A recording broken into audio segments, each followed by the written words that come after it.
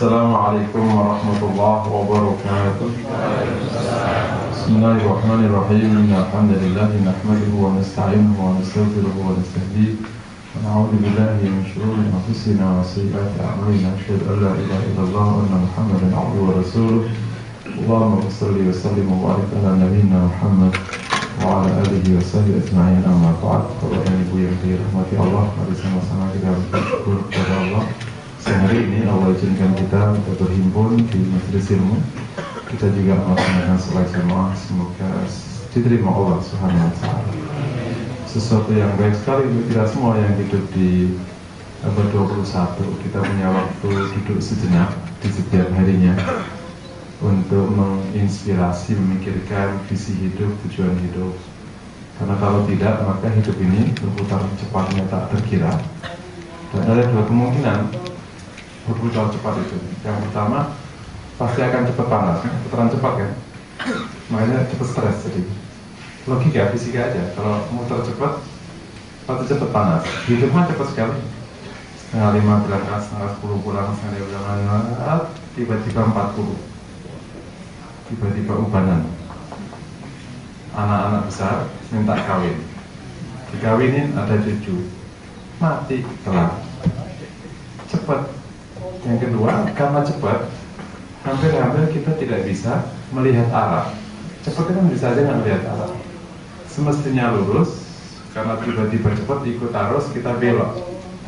Kita nggak tahu arah hidup kita benar atau salah. Makanya perlu sedikit duduk sejenak, agak pelan sedikit. Dan Islam mengajarkan hidup itu jangan terlalu cepat, agak pelan. Tidak lambat, tapi sedang semuanya. Sehingga nanti kita bisa mengevaluasi hal-hal pokok yang hilang itu ketahuan karena kita agak pelan, tidak terlalu cepat. Contoh misalnya, maka kita waktu sejenak saja mendudukkan istri itu berkata, hai istriku, sudah kau sholat dengan benar? Ada nggak pertanyaan itu kepada? Hai istriku, kau sudah ke salon? Itu standar itu. Hai istriku, sudahkah kau koreksi tauhidmu, tilawahmu sudah bagus? Hampir-hampir nggak ada suami berkata itu. Karena pigmen suami hari ini apa? Ngasih nafkah, nggak lebih. Pigmennya ngasih nafkah, dan nafkah itu apa? Duit. Bahkan kalau nggak perlu nggak ada makna, kalau kasih duit aja dari ini kelas. Artinya hal-hal pokok dari suami mengantarkan mereka ke surga bisa hilang. Nah, kita bahas nanti bulan depan kewajiban pasangan. Nah, ini kalau tidak terpikirkan bisa aja yang pokok-pokok bisa. Nah, semoga kita duduk sejenak ini bagian dari ini semua. Dan lagi-lagi menjadi amal saleh, amin. Ini judulnya memang agak konservatif ya. Bukan konservatif, demikianlah judulnya. Berbuat baik kepada hamba sahaya. Kata hamba sahaya masih muncul di kajian Islam, itu betul.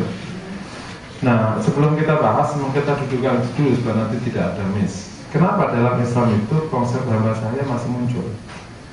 Kenapa tidak kayak peradaban baru sekarang yang hamba sahaya dihilangkan? Jawabannya pertama, Islam tidak hadir hanya untuk masa sekarang. Kan baru masa sekarang aja hamba saya hilang. Islam itu hadir sejak zaman Rasul sampai akhir kiamat.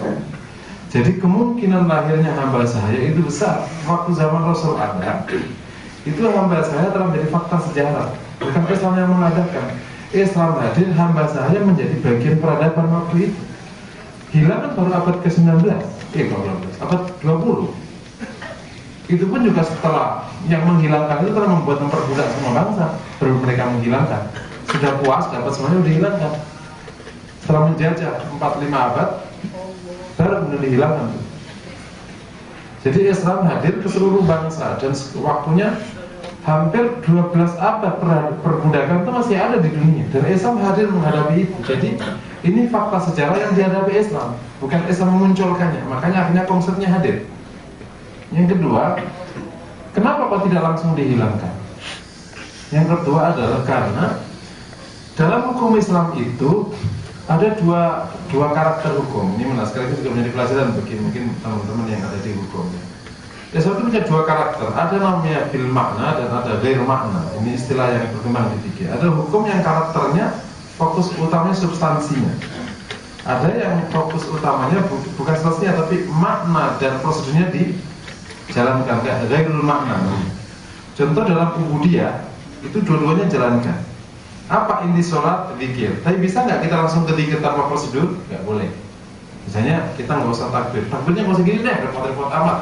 Yang gampang ya gampang, yang gampang. Nggak bisa. Harus begitu takbirnya. Dihadapkan. Apa sih esensinya? Ya maka itu prosedur. Di dalam ibadah prosedur dipakai. Wudhu, kenapa harus wajah dulu? Bisa nggak? Wudhu itu kan intinya intinya kalau intinya adalah memberikan titik-titik akupuntur itu bisa agak kena dingin, karena nanti akan ada rasa terang. Kan misalnya kan gitu kalau mana? Boleh nggak? Misalnya tidak nggak boleh, nggak boleh, karena hukumnya ghairul makna. Tapi di beberapa muamalah al makna yang dipakai, sehingga nanti prosedur bisa dilewati. Contoh di beberapa transaksi, misalnya jual beli. Apakah yang intinya jual beli itu barang atau manfaatnya? Nanti jadi perdebatan. Kalau itu barang, maka jual kotoran nggak boleh. Tapi kalau intinya itu manfaatnya, maka kalau manfaat dari produk itu memang baik, maka boleh. Nah, itu mulai diambil sama Abu Hanifah. Abu Hanifah untuk muamalah banyak menggunakan makna. Karena apa sih intinya muamalah? Ada sesuatu yang manfaatnya besar. Berarti kalau kita jualan kompos dari najis-najis itu, sementara manfaatnya bisa dipakai, boleh dijual. Nah, ini nanti bahasanya banyak. Nah, karakter hukum Islam itu dua. Nah, salah satu di sini, apa sih inti dari hilangnya perbudakan? Adalah perlakuan adil pada setiap manusia. Sementara kalau dihilangkan hilang, itu ada ketidakadilan yang tumpang. Pertama misalnya, orang-orang yang waktu itu telah menghabiskan uangnya banyak untuk beli hamba saya, itu kan harganya nggak sedikit. Begitu hilang, siapa yang mungkin mereka? Sementara mereka kan dulu ada di peradaban itu. Yang kedua, tidak semua hamba saya begitu dimerdekakan justru bisa hidup mandiri. Karena bagi dia menjadi hamba saya, kemudian majikannya baik sekali, kelar sudah, nggak usah nanggung apa-apa, majikannya baik sekali. Dia diperlakukan dengan sangat terhormat, karena Islam memperlakukan sangat terhormat. Hampir-hampir tidak ada istilah budak begitu perlakuannya kayak begini. Bahkan sekarang pun yang mengatakan tidak ada budak itu nggak bisa melakukan kayak ini, nanti yang akan kita bahas.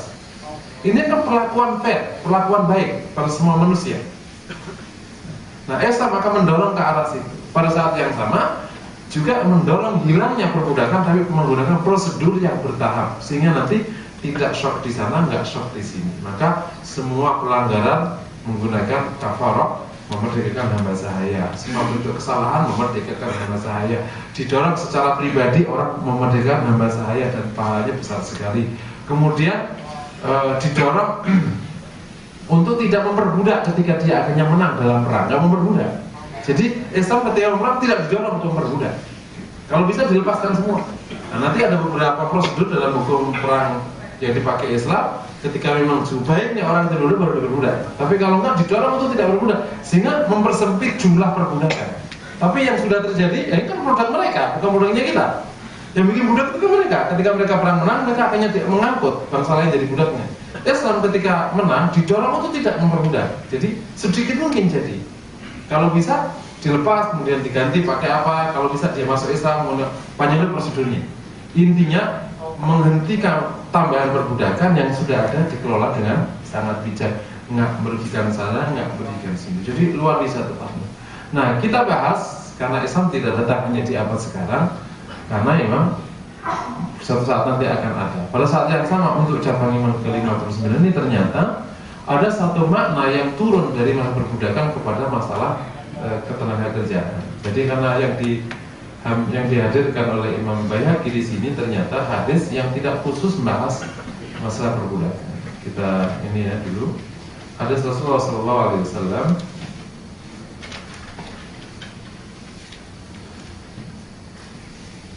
Inna ikhwanakum khwalukum ja'alahu Allahu tahta aydikum faman kana akhuhu tahta yadi falyut'imhu mimma ya'kul wal yulbisu mimma yalbas wa la tukallifuhum ma yaghlibuhum fa in kallaftuhum ma yaghlibuhum fa'inuhum. Kemudian beliau berkata, sungguhnya saudara, yakni budak kalian adalah saudara kalian, sama dengan kalian. Allah menitipkannya di tangan kalian. Barang siapa yang saudaranya di bawah kekuasaannya, maka adalah dia ngasih makan seperti yang dia makan. dan ngasih pakaian sebenarnya ya pakai, dan jangan mempekerjakan mereka apa yang membuat mereka tidak mampu. Kalau mempekerjakan mereka yang memberatkannya, maka bantulah. Ini hadis Rasul Sallallahu Alaihi Wasallam. Kemudian di surat Al-Nisa 36 ada wa'budullaha la tusyriku syai'an wa bil walidayni ihsanan, dan banyak sekali wa ma malakat aymanukum, suruh berbuat baik kepada hamba saya di antara kalian. Ini hadis dan satu ayat penjelasannya adalah tadi ya, inna ikhwanakum khwalukum, yakni saudaramu yang jadi hamba saya itu adalah sama dengan kalian, kata Rasul. Ini namanya persamaan substansi. Nabi nggak menghilangkan prosedur karena dia sudah menjadi secara prosedur hukum, udah itu prosedur hukum. Substansinya dihilangkan sama dengan kalian. Makanya nanti kalau kita bicara keadilan dalam Islam, keadilan Islam itu tidak persis sama dengan persamaan. Ada keadilan, sudah pernah kita bahas keadilan, semua masih ingat ya. Ada memang keadilan itu sama, tapi ada keadilan itu yang justru tidak sama. Karena keadilan itu tidak selalu sama. Dan mohon maaf, lebih cenderung keadilan itu persamaan, lebih diarahkan ke persamaan, sehingga dampaknya malah akhirnya tidak. Case di gender itu maunya kan dipersamakan betul, padahal keadilan tidak harus sama. Ketika istri maunya disamakan semua dengan suami, maka istri akan merasa keberatan. Dia nanggung nafkah keluarga, sementara dia melahirkan, sementara dia menyusui. Nah suami kan nggak melahirkan, enak toh. Sementara istri punya perasaan-perasaan, suami nggak ada perasaan-perasaan. Maka Allah sudah berikan karakter-karakter berbeda. Maka ada beberapa orang akhirnya pada masuk Islam gara-gara ternyata Islam jauh lebih mulia kan wanita. Itu kan hikmah yang luar biasa. Ketika Allah tidak wajibkan wanita itu mencari nafkah, itu luar biasa hikmahnya. Karena kan rute wanita itu kan, kalau kita lihat rute normalnya wanita, begitu nikah, kemudian hamil, begitu hamil menyusui kan 2 tahun. Begitu menyusui selesai, hamil lagi, menyusui. Nah kalau kayak gini wajib nyari nafkah, gimana urusannya? Habis menyusui yang kedua, malah hamil lagi yang ketiga, kemudian menyusui lagi, itu sudah 9 tahun. Kemudian nanti hamil lagi, menyusui, itu sudah 12, sudah 13 tahun. Menyusui lagi, itu sudah umurnya sudah mendekati 40, sudah pas anaknya 4 tahun. Bahwa sekarang anak 2 itu bab yang lain. Allah tidak kasih, sementara itu kemudian cewek, wah enak tuh cowok tuh kalau punya duit, kalau kita nggak punya duit, ada ibu-ibu di sini, di situ ya. Lonjak mah, nah, gitu ntar kita di lonjak. Aku kan tahu kayak kadal dia, gitu. Siapanya lo kenapa mau dinikahi laki-laki yang kayak kadal? Kalau udah tahu dia kadal, kenapa mau dinikahi? Makanya kenapa laki-laki harus soleh itu? Karena kata Aisyah kan, hai pernikahan itu luar biasa. Pastikan kau serahkan oleh laki-laki soleh. Kalau dia mencintai putrimu, dia akan merawatnya. Kalau dia tidak mencintai lagi putrimu, maka dia tidak akan mendoliminya. Jadi wanita ini akan terhormat bersama suaminya, nggak akan diapa-apakan. Bayangin, nanti percaya gimana?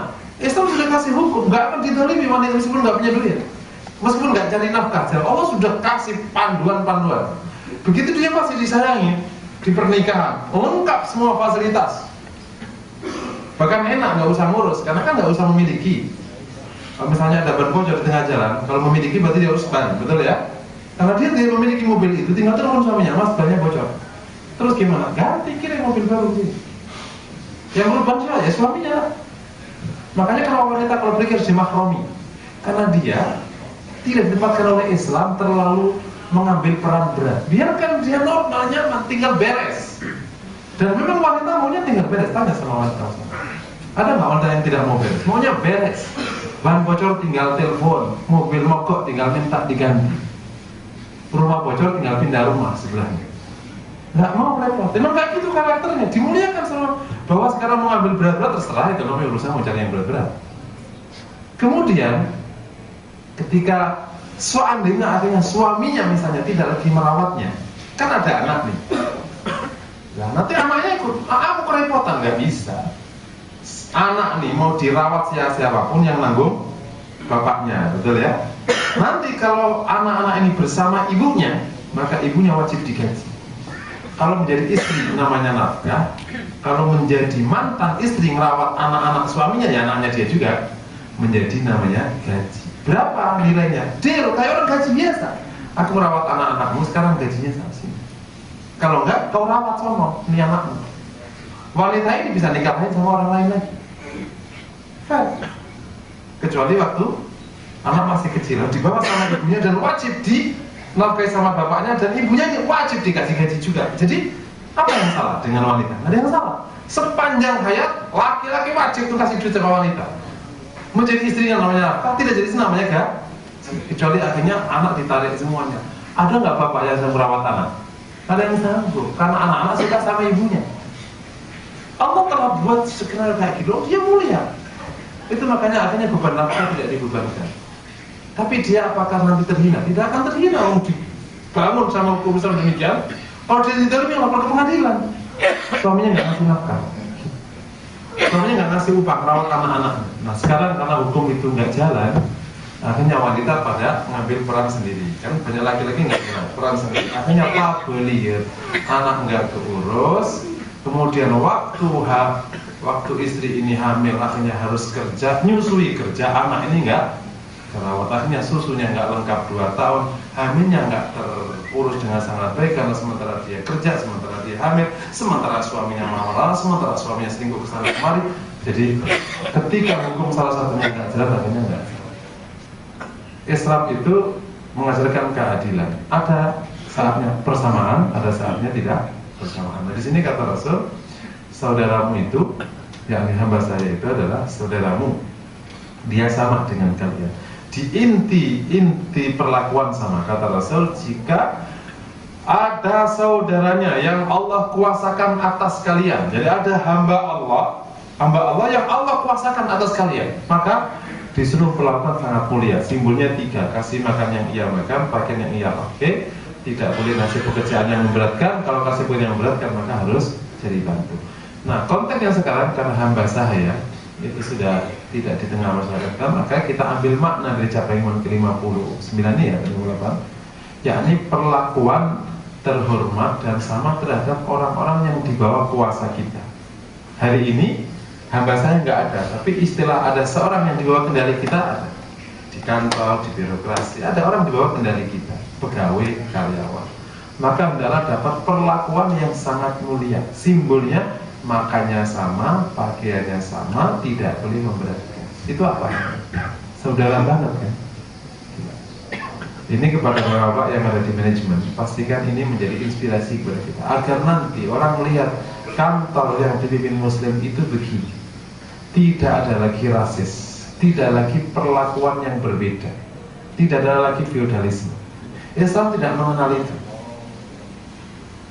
Mungkin pengusung hak asasi manusia merasa telah bangga karena mengantarkan hak asasi manusia. Faktanya mereka mengajarkan feodalisme. Feodalisme tidak ada.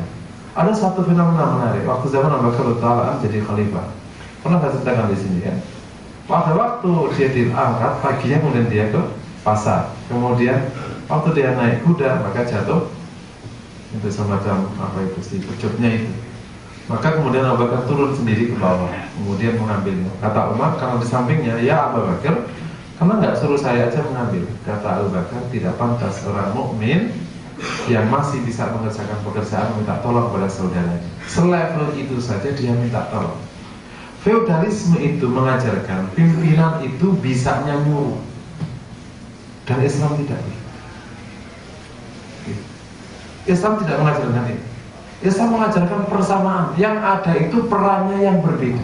Yang sama perannya memimpin, yang ini perannya mencatat, yang ini perannya nyapu, yang ini perannya peran saja yang berbeda, bukan atasan, bukan bawah.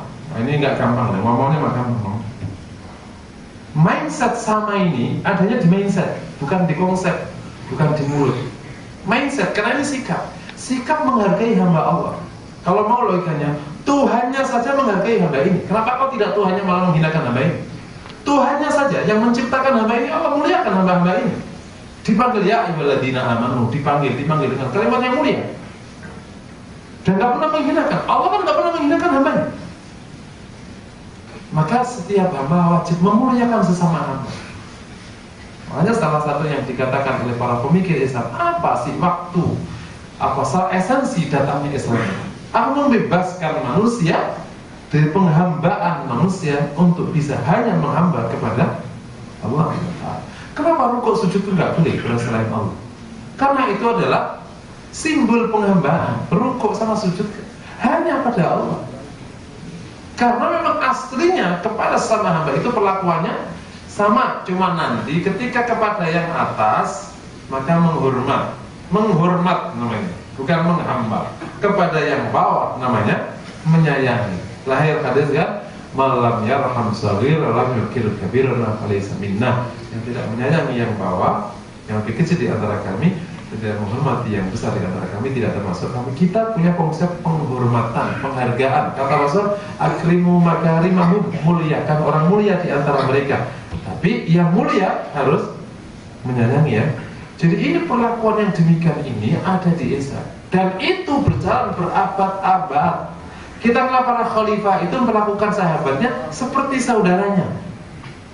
Tidak melakukan seperti orang lain. Hari ini pegawai diperlakukannya tidak seperti manusia. Ini kan baru proses panjang nih. Sekarang aja kan SDM dulu apa namanya SDM? Manusia di SDM itu dulu ada bagian dari alat produksi. Konsep SDM. Lama-lama naik alat produksi yang memiliki perasaan. Kemudian keluar konsep HR itu kan tahun berapa ya? Baru keluar. Human resources itu baru. Kemudian baru human terakhir sekarang konsepnya human strategik atau apa. Akhirnya lahir sekarang terakhir namanya human capital. Ujungnya sih kapital juga ujungnya akhirnya human capital human. Belum keluar dari konsep kapitalisme, tapi sudah jauh lebih baik karena beberapa hak kemanusiaannya menjadi bagian dari manajemen. Di beberapa perusahaan hak keluarga dibangun.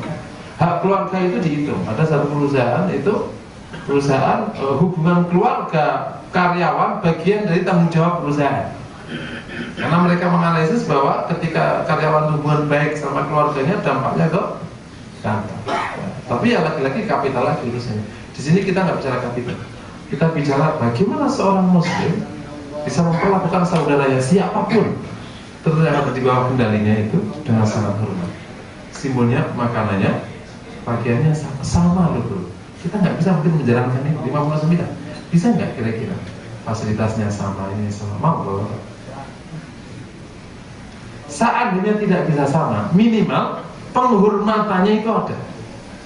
Penghormatannya itu ada. Nah, ini kemudian akhirnya kita bicara tentang hak karyawan. Dan ini harus terus dibangun. Dan semoga ini datang karena kita beragama, bukan datang karena tuntutan budaya perusahaan multinasional. Ini kan ada perbaikan-perbaikan. Ini karena tuntutan itu, kita sedih. Senang satu sisi, ada perbaikan pengembangan di SDM, ada perbaikan. Tapi ini lebih karena tuntutan global. Karena banyak perusahaan ke arah sana, kita akhirnya ikut, akhirnya ikut, kita akhirnya ikut. Akhirnya gitu, misalnya clean governance, terus apa, business ethic, macam-macam. Itu kan ada sekarang, tapi itu tuntutan global gitu. Nanti kalau globalnya balik lagi ke arah sana zaman dulu ya repot. Sebagai muslim kita implementasikan, kita seneng banget ada muslim. Kenapa kau tetap berusaha dengan demikian ya? Karena saya muslim. Saya punya nilai agama saya ingin implementasikan dengan bahasa yang berkembang di masyarakat, bahasa manajemen. Kayak ini kan penghargaan yang tinggi-tingginya kepada karyawan. Sangat dimuliakan. Suruh ngasih makan yang sama, suruh kasih pakaian yang bayangin aja. Dasar sekarang. Nah, ketika nanti mulai di antara kita ada di rumah, kan ada mbak di rumah misalnya, kita kasih makan yang sama, tidak boleh makan yang berbeda. Jadi makannya bareng. Gitu. Bukan makan sisa. Jadi pemilik rumah sama yang kerja makannya bareng di meja yang sama. Bisa nggak biarkan kita mengerjakan itu? Wah, antam melunjak, ya berarti kita salah pilih. Biarkan dia mulia, dia punya hak keluarga, dia ngambil cuti silakan cuti. Luar biasa kalau sudah muda begitu. Kan kalau dalam pergaulan seandainya kita di posisi itu, bisa nggak kita misalnya boleh nggak pulang cuma setahun sekali? Itu mau diancam awal kalau nanti aku pecat. Bisa nggak kita hidup dengan gaji yang seperti itu? Kan tidak mungkin bisa. Maka akhirnya perlakuannya mirip-mirip. Falyat ibu mimmayat. Suruh pakaian yang sama, suruh kasih kerjaan. Kalau kasih pekerjaan tidak boleh yang memberatkan. Kalau memberatkan harus dibantu. Luar biasa Rasulullah SAW. Itu makanya Anas bin Malik ini kan kalau contoh ya, Anas kan hidup di Rasulullah, jadi pembantu Rasul. Gimana coba pergaulan Rasul dengan Anas? Luar biasa, mirip dengan anaknya, nggak jauh. Suatu ketika Anas istilah Rasulullah SAW, ya Anas pergi, kira-kira gitu diterima bebasnya, pergilah ke pasar membeli sesuatu. Kata Anas, ya Rasul enggak, disuruh enggak. Tapi ternyata Anas sebenarnya mau, tapi istilahnya berjalan sama Rasul. Karena enggak, maka Rasul pergi sendiri. Pas pergi sendiri, Anas sudah di pasar ternyata. Maka kemudian diberikan dari bangkoknya, ya Unai, saya Anas kecil. Kalau tadi pergi waktu saya studi, ya Rasulullah, tidak mungkin lah aku akan membantahmu. Tapi Rasul tidak marah. Rasul juga tidak membentak Anas waktu di pasar. Anas. Nah, terus selesai dikasih hadiah besar, yaitu hadiah Rasul. Hadiahnya nggak usah kasih model besar, kasih doa. Kelar sudah. Allahumma arzuqhu amwalahu. Itu hadiah Rasul kepada Anas. Ya Allah kasih rezeki ya, harta dan anak-anak. Kata Anas, akulah sahabat yang paling kaya dan paling banyak anaknya. Sudah hadiah terbesar Rasul kepada Anas. Dan mungkin hampir tidak ada yang dapat doa ini dari Anas bin Malik. Dia doang dapat. Rasul kalau ngasih hadiah kan harus banyak, kasih doa doang jadi kelar. Nah, kalau kita kasih doa, wah ini doa apa pada rasanya. Ya dikabulkan juga kagak. Rasul kasih hadiah luar biasa, dan betul kan dia paling kaya dan paling banyak anaknya. Nah ini perlakuan yang sangat terhormat ini sebenarnya adalah implementasi dari nilai dasar Islam yang namanya keadilan, yang juga menjadi salah satu ajaran pokok ketika Islam datang. Waktu Islam datang itu kan ada perlakuan yang tidak terhormat kepada wanita. Islam membebaskannya. Perlakuan tidak terhormat kepada sebagian bangsa. Maka ada perang Kala kayak gitu. Islam datang membebaskan. Makanya itu salah satu rahasia. Kenapa perluasan Islam, futuhat Islamnya itu demikian cepat? Karena ini sejarahnya ternyata yang dipelintir sama para sejarawan dari tadi. Ternyata Islam datang sebagai pembebas, bukan penakluk. Saya baru baca buku kemarin, nggak sengaja gitu. Jadi bangsa-bangsa itu waktu zaman dulu itu dinamikanya tinggi ya. Itu kan zaman itu kan gitu, orang yang besar masuk negara gitu ya. Sekarang sih sama, cuman modelnya agak beda gitu ya. Semua bangsa-bangsa tidak ada istilah bangsa kemudian terus berdiam, hampir nggak ada dalam sejarah bangsa ini, nggak ada. Semua bangsa akan bergerak, cuman bergerakannya dengan metode yang berbeda. Sekarang bergerak menggunakan bahasa perusahaan multinasional, sama aja, udah dapat sama aja. Bukan pergerakan politik, pergerakan bisnis. Nah, Islam waktu gerak itu sebagai bangsa pembebas, bukan penakluk. Dan mindset pembebas ini ada di semua panglima, termasuk ada semua yang datang ke Indonesia. Itu pembebas. Wali Songo sebagai bangsa pembebas. Ketika bangsa cirinya apa? Dia nggak merusak dan dia akan menyerahkan kekuasaan kepada mereka. Kalaupun diambil, itu tidak diambil apa-apanya. Nah ini menyebabkan Islam diterima luar biasa. Dan betul kan? Karena salah satu karakter khalifah waktu itu sederhana. Bahkan khalifah lebih miskin daripada rakyatnya. Karakter standar yang ada pada mereka. Panglima-panglima tidak mengambil apa-apa. Dia tidak menyakiti siapapun. Dia menolong yang lemah. Bangsa-bangsa yang tertindas ditolong sama muslimnya, mereka tertarik sama Islam lah. Nah nilai ini berkembang pesat waktu itu. Bangsa pembebas. Nah kata pembebas ini diulang oleh George W. Bush ketika masuk Irak. Tapi salah konsep. Pembebas tapi ngambil minyaknya. Pembebas nggak kena. Pembebas jangan ngambil minyaknya. Kalau membebasin, bebas itu dari tiran yang kemarin itu, minyaknya kasihkan ke negaranya. Itulah dulu fotokopi Islamnya. Wali Songo ngambil apa dari Indonesia? Nggak ngambil apa-apa. Dia tinggal di sini. Itu bedanya. Memang kita pembebas. Wali Songo ketika datang, akhirnya ada kerajaan Demak. Wali Songo ngambil apa? Nggak ngambil apa-apa. Bahkan raja pun dia nggak ambil. Silakan jadi raja anak Brawijaya. Silakan yang jadi raja anak Brawijaya. Tidak harus Wali Songonya. Waktu ke Jawa Barat yang jadi raja keturunan siapa itu? Akhirnya jadi kesepuhan itu keturunan Siliwangi, bukan Saripudaya itu Jadi mereka nggak ngambil apa-apa, nggak bawa pulang ke negaranya sana. Bahkan mereka tinggal di sini, nikah sama orang. Jadi orang sini, maka mereka akhirnya diterima. Bangsa pembebas. Nah, nilai-nilai ini berkembang termasuk nilai keadilan persamaan. Nilai keadilan dan kesamaan ini yang kemudian ketika Rasulullah SAW di belakang kan, waktu haji wada, ala fa inna kullukum min Adam min turab an-nasu sawasi kasnanil mus.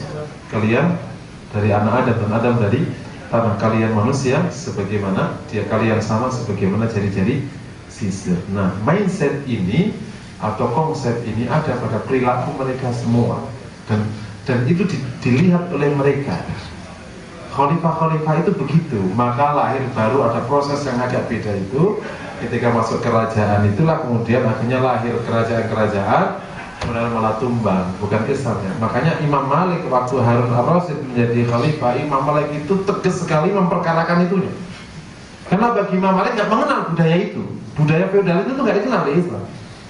Harun ar-Rasyid datang ke Madinah, semua orang menyongsong. Imam Malik nggak mau menyongsong, duduk Imam Malik di masjid. Bahasa standarnya agama kesombongan. Feodalisme itu kan kesombongan sebenarnya, bahasa agamanya Imam Malik feodalisme.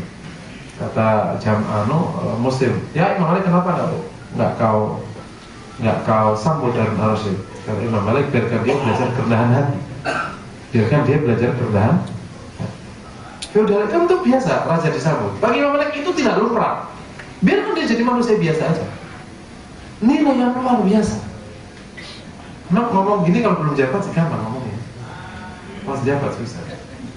Nah, buka pintu harus muter muter ke depan, susah amat, keprak, kelar sudah buka. Tapi ini kalau kita bisa, mungkin jamaah semua yang Allah sudah kasih jabatan-jabatan, kalau ini bisa kembangkan, dahsyat sekali. Dan ini bukan datang dari nilai dari Islam yang kemudian disebut dengan namanya merakyat, istilah baru.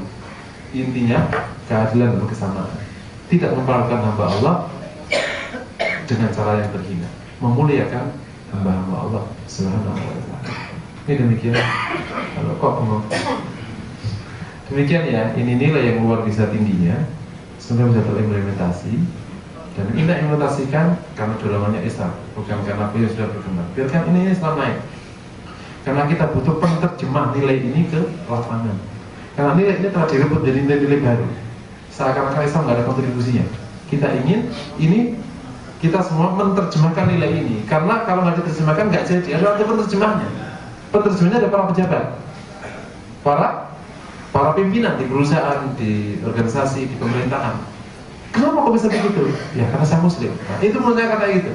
Kenapa begitu? Karena saya Muslim. Saya menjalankan Islam itu begini. Gitu. Dan nanti lama-lama Islam tampak dalam kehidupan. Assalamualaikum warahmatullahi wabarakatuh.